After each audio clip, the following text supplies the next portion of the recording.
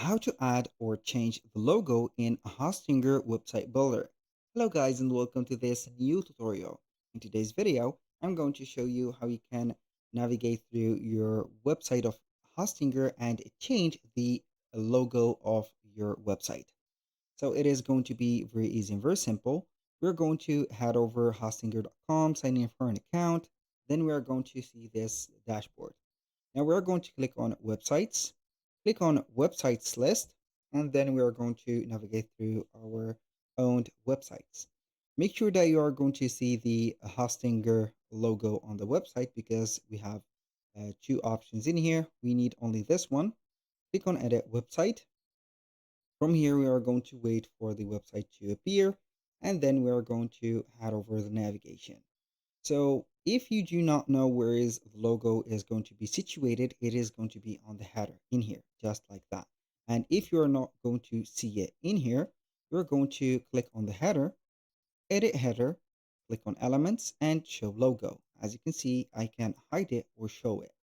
If I want to edit the logo, click on here, or basically click on it just like that.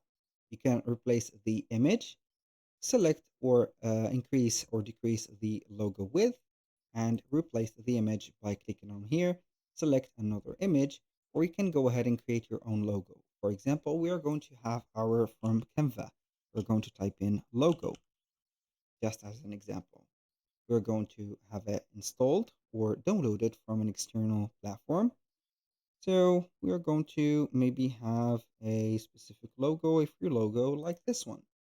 I'm going to have it, click on customize, but make sure that you're going to download a background or a removed background logo. So what I am going to do here is basically to have this background removed. Maybe we're going to have something like in here. So I couldn't remove the background from Canva. I don't know why the tool has disappeared, but it is okay. You can go ahead and use the some third-party apps or let's say here integration to do that. I'm going to download here this specific one. And finally, this is a transparent background. I'm going to download it as a transparent background.